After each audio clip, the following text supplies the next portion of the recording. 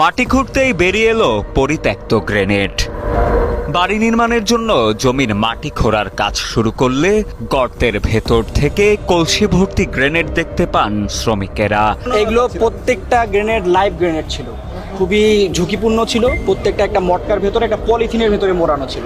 এবং আপনারা যেটা বলতে চাই যে এগুলো সেপারেট করাও খুবই সমস্যা হচ্ছিল আমাদের জন্য। অনেক আগের একটা আরেকটার সাথে অনেকটা লেগে থাকার মতো ছিল। খবরটি ছড়িয়ে পড়লে মাটি খুঁড়ে পাওয়া গ্রেনেড এক নজরে দেখতে মুহূর্তেই ঘটনাস্থলে ভিড় করতে থাকেন উৎসুক জনতা।